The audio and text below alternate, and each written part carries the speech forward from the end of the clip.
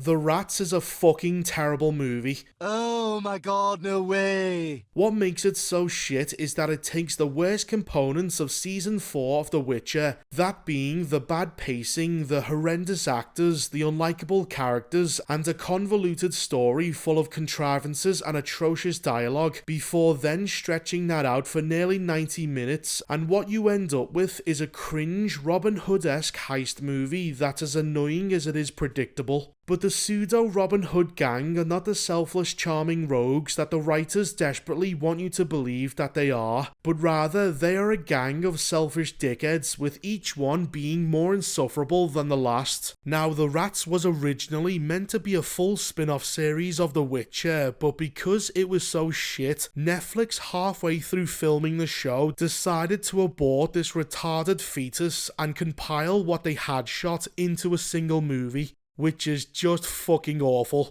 The Rat is such a terrible piece of shit that Netflix stealth-released it on the same day that season 4 of The Witcher came out, and most people aren't even aware that this movie exists, which is probably a good thing, because if you hated season 4 of The Witcher, then The Rats is just more of the same, a painfully boring story that is poorly executed and utterly pointless. Not only is The Rats absolute cat shit, but somehow this prequel actively makes season 4 worse, as the characters behave like completely different people than what we got in the main show, and they have abilities in this that they never display in season 4, like clairvoyance, which only works whenever the plot needs it to. So fucking lazy. The Rats are also lacking in character variation, as they are all basically the same person. They're just different flavours of arsehole with incredibly superficial traits that barely distinguish them from one another. You have the boring white leader, the annoying elf girl, the annoying tough girl, the annoying black girl, the fat coward, and the retarded alchemist.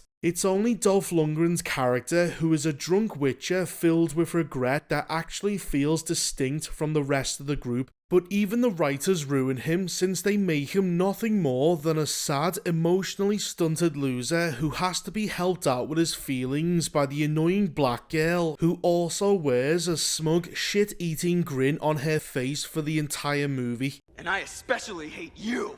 The writers are also incapable of having their characters show you who they are organically through the story, slowly letting their guards down naturally as they bond with one another. No, instead, they just have them clumsily blurt out each other's backstories in horrendous exposition dumps that feel both incredibly forced and rushed at the same time. I genuinely don't know why Netflix chose to greenlight this project, especially after the failure of Blood Origins and all the other animated movies that they keep shitting out. But then again, Lauren Hisrich is the literal definition of failing upwards. Not since Kathleen Kennedy have I seen such a talentless woman be rewarded repeatedly for failing over and over again. She is like a reverse King Midas, where everything she touches turns to shit. She has ruined the main series, so much so that even the main actor, Henry Cavill, jumped off the sinking ship. She has desperately tried and failed to make multiple spin-offs of The Witcher, and is now, if you can even believe her, voluntarily choosing to take a step back and stop making any more Witcher shows after season 5. Probably because Netflix has quietly told her to fuck off and is currently trying to save face, since it's better to pretend that everything went according to some horrendous plan rather than admit that you wasted upwards of $700 million on a retarded bitter Karen's wet dream, destroying what should have been Netflix's Game of Thrones in the process.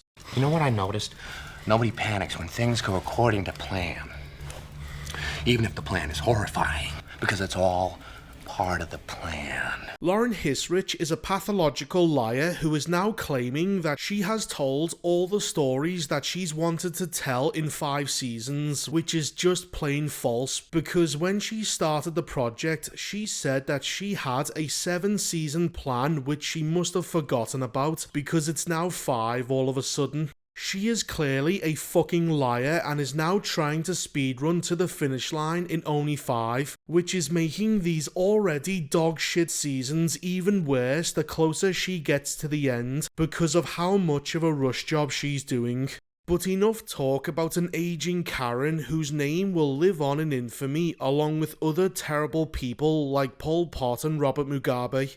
If you're still here, then you're probably interested in just how much of a shit show this is, so here we go. The plot begins right after the events of Season 4 when the hero himself, Leo Bonhart, brutally and satisfyingly murdered every one of the rats. Jesus Christ! What is He's it? got an erection! Before then taking Siri hostage. What doesn't make any sense though is that he goes on to tell Siri's story about the rats despite Leo Bonhart only showing up at the very end of the movie. So how the fuck does he know what the rats were up to before then, as it's not like they have a conversation about it? That's just silly. Anyway, we flash back to before when Siri joined the rats, where we see the gang of narcissistic asshole thieves do what they do best, which is to take from rich, hard-working taxpayers and to give it to no one but themselves because they're nothing but selfish dickheads.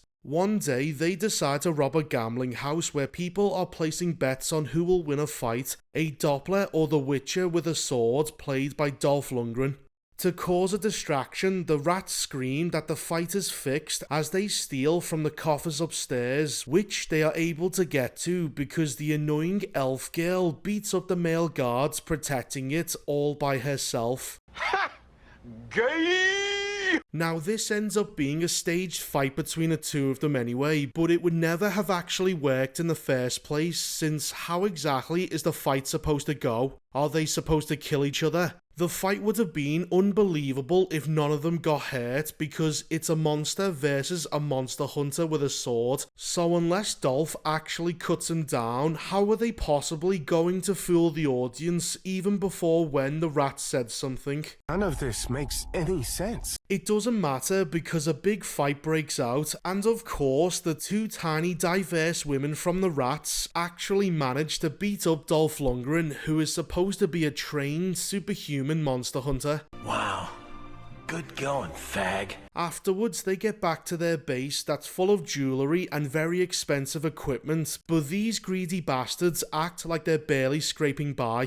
The group then start complaining about how careless the annoying black girl with blonde hair dye was being as she started to have random flashbacks of her girlfriend during the heist. Almost like the plot knows that the next job they take will be directly linked to her past, and so the writers are forcing a very sudden and contrived setup in order for her to tell everyone her backstory, which is exactly what happens after they visit some random gypsy woman who tells them about a big upcoming fighting tournament which they plan to heist. But wouldn't you know it, the white man in charge of the event turns out to be the one responsible for making an annoying black female lesbian with blonde hair dye an orphan. Oh my god! We then find out that she used to be a lady from a noble house until one day the evil white man showed up, killed all her family, sexually assaulted her before then taking her captive.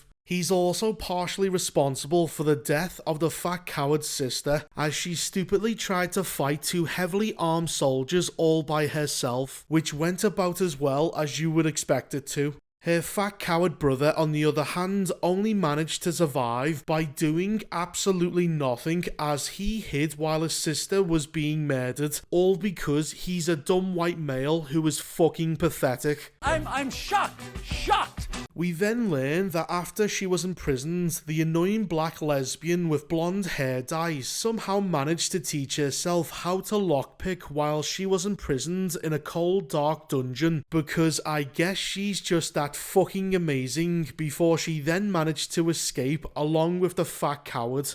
The annoying black female lesbian with blonde hair dye is forced to tell the group this story after being confronted by the rats, since it's obvious that she knows who the evil white guy that they plan to rob is. And after she does this, in response, everyone else gives their shit backstories as well. Most of them are incredibly generic and boring, but easily the worst one is when we are told by the brown midget with blonde hair dye that she used to be a former soldier. What a load of bollocks. This girl looks about 90 pounds soaking wet and would struggle to fight off the common cold, let alone a fully grown man who would step on her like an insect. But whatever. After everyone shares their crybaby backstories, they come up with a plan to rob the venue, which unsurprisingly is retarded. First they go undercover to scope the place out, and conveniently they all manage to get jobs which allow them access to every part of the venue, including the private areas. There's even a conveniently left open door that leads directly to the vault where all the money will be kept, locked behind a weak door with an incredibly flimsy lock that's easy to pick. The only downside, however, is that there just so happens to be a monster inside the vault, as it turns out that somehow through pure magic bullshit, the evil white man has found a way to create monsters and plans to sell them to the Nilfgaardians as weapons of war. So the plot has basically turned into Resident Evil, where the evil white man is Umbrella making bioweapons to sell to the highest bidder. This of course is retarded because why the fuck would a modern army like the Nilfgaardians use monsters which they would not be able to control on the battlefield? The monster would most likely turn around and kill them, and even if it didn't, they would still have trouble trying to recapture it after every fight, not to mention the risks of simply transporting the monsters from one location to another, and the costs involved in making these creatures as well. Manufacturing monsters as a concept, especially in the Witcher universe where they are already an enormous problem, is stupid, and this lesbian monster shouldn't have been an artificial one that he made, but rather just some random monster that he captured in order to protect his treasure. But then again, if that was the case, then the writers wouldn't be able to once again repeat the same message that they've done a million times before, which is that it's humans who are the real monsters and not the giant creatures that fucking eat people. Well, that's just silly. Silly, yes. Idiotic, yes. The rats then head back to their base where they need to plan the rest of their heist. First they need to find a monster hunter, so they go meet Dolph Lundgren, who is a sad drunk, but when they catch up to him, and because the rats are a gang of assholes, they immediately start bullying him by taking his beer away and throwing it between one another as he makes a pathetic attempt to try and get it back. Isn't that cool? No. Now, if I was trying to recruit a monster hunter and he was being bullied by a bunch of teenagers, then I don't think that he would be the right man for the job. But they hire him anyway because the plot needs them to. The next step of the plan is to replace one of the fighters for the event and register the fat coward in his place as a professional fighter, since he is the only one who fits the description of the man they are replacing. His job is to serve as a distraction whilst the others rob the vault. The problem, however, is that by being a fat coward, he doesn't know how to fight, so their genius solution is to get the brown midget girl with blonde hair dye to teach him how to fight, because apparently she is the toughest person in the group. Fuck yeah, put me in the fight ring. Why are you the way that you are? This is retarded because they only have a few days to prepare for the fight, so there's no time to teach him anything. And to make matters worse, we also have a scene of Dolph Lundgren trying to get back into shape as well, and despite him saying this, "You should know, I'm sober now," he once again gets embarrassed by the tiny brown midget who beats him up. Sobriety not so much as a superpower as you thought. How great! How embarrassing. After 2 days featuring some god-fucking awful training sequences, they then try to get a certified license in order to register the fat coward as a fighter. However, this all goes wrong and results in the rats murdering the public official who is in charge of deciding who gets to fight who at the event. Not just that, but they also manage to steal his personal seal as well a week before the fight happens, enabling them to forge the much needed counterfeit document. And yet the assassination by the rats of a high-ranking public official never poses a problem for the group later on, or is even investigated by the guards. Nope, the entire matter of them murdering an innocent man just gets forgotten about, all because the plot needs it to. Wow, that's really lazy. The third step of the plan is to secure an invitation for the boring white leader of the rats and his annoying elven girlfriend so that they can rob the vault during the fight. How they manage to get their hands on an invitation though is incredibly contrived, as they somehow find out that one of the organisers goes to a gay brothel, which, luckily for them, the guy in charge of just so happens to be friends with the boring white leader as they both served in the army together. Oh, how convenient. However, the guy in charge of the gay brothel set in a medieval fantasy which is full of bigotry turns out to be a black homosexual tranny, and even though The Witcher is set in an incredibly intolerant universe, absolutely no one seems to have a problem with this, which is just fucking ridiculous. I can't stand it any longer. This whole plan is insane! Insane, I tell you! This is why forcing diversity into these shows has never made any sense, because it completely breaks the world building.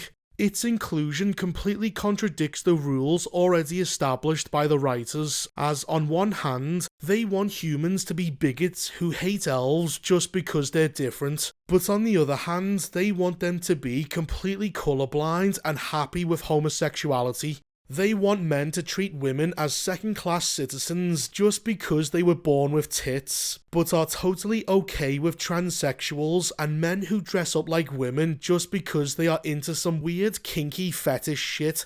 It's fucking retarded. You can't have both extreme tolerance and discrimination exist simultaneously because they are complete opposites to each other. This is fucking retarded. It's also no shock that in such a diverse world, every fucking person who is shown to be a bigot is of course white. Because for all their talk about diversity and representation, it's all just anti-white racism in disguise.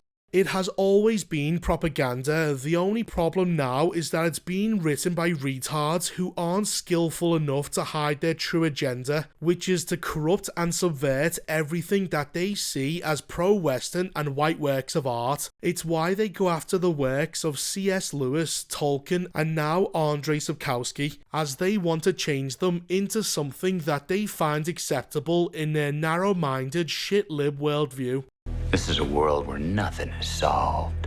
Anyway, the retarded plan involves getting one of the man-whores to threaten the party planner so that the boring white leader can step in and save him, earning himself an invitation which he writes out then and there, even stamping it with his official seal. Why? Now, I'm no filthy degenerate like this freak is, but if some random guy prevented me from being attacked and then suddenly asked me about an invitation to a festival that I was in charge of, then I would find it incredibly suspicious that this was a setup, because how the fuck would this guy know about the fight, who I am, and that I can give out invitations to anyone? Plus, he wants one within 5 seconds after meeting me.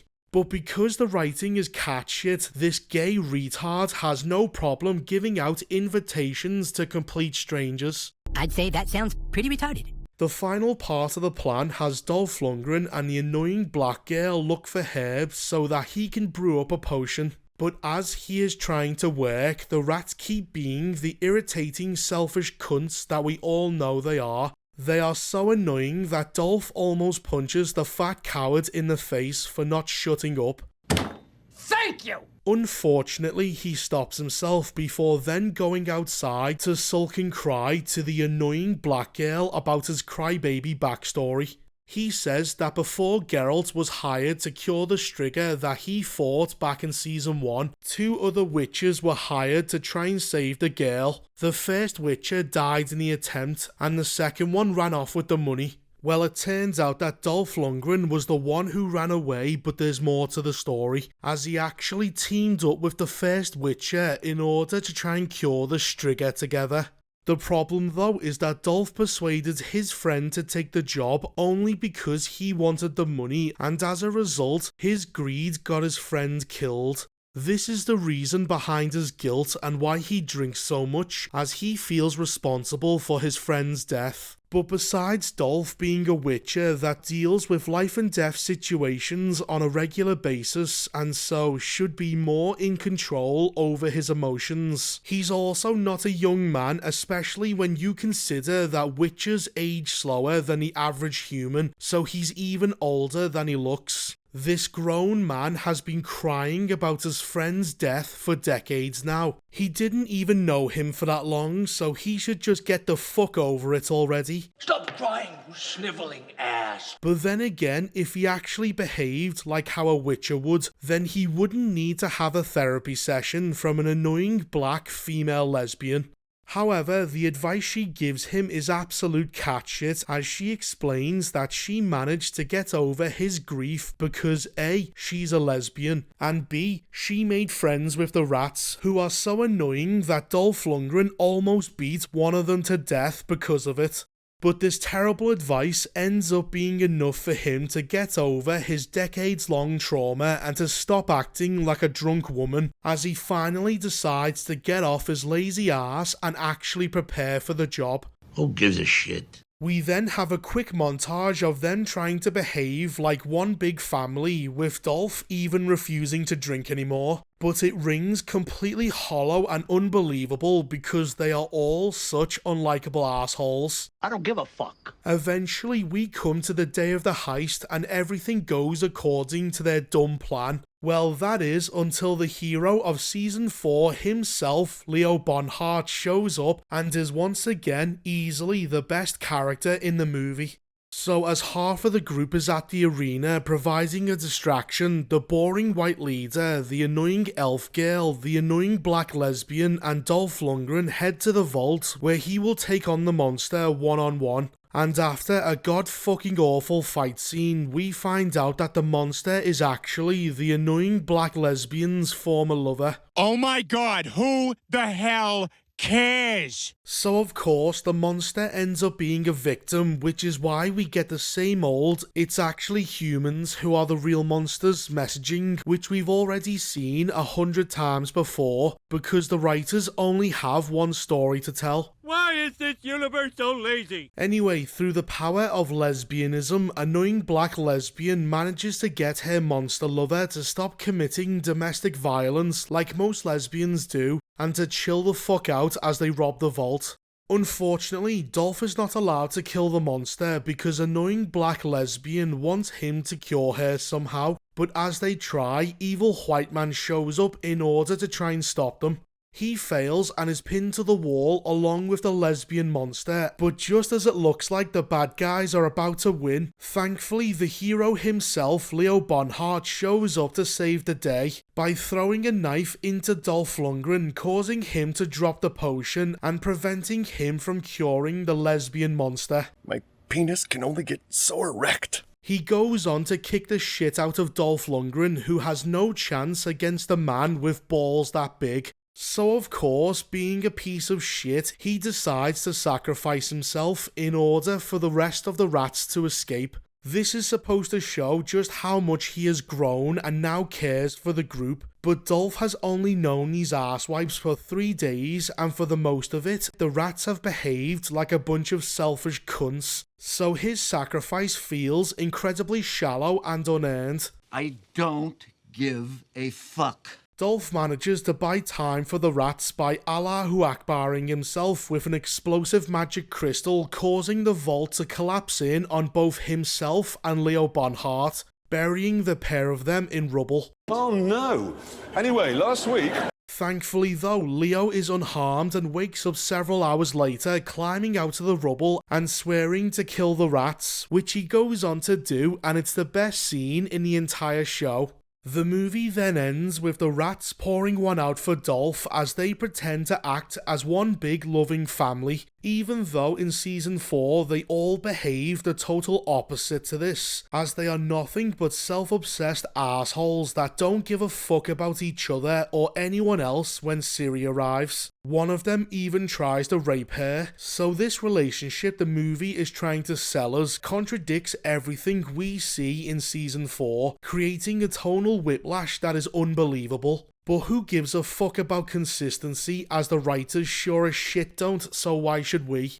And that was the story of The Rats. That sounds god fucking awful, Rush. The Rats is not only a terrible movie with awful characters, stupid plot contrivances, and atrocious dialogue poorly delivered by shit actors who somehow have less life in them than George Floyd, but The Rats is yet another failure by Lauren Hisrich to try and get anything she can from the Witcher universe going outside of the main series, as she knows that without The Witcher and the characters created by Andrzej Sapkowski, she has absolutely nothing to offer the audience who are not interested in anything original that she has made. We only have one more season of The Witcher left before she finally fucks off into obscurity, and honestly, we will all be better off when it happens.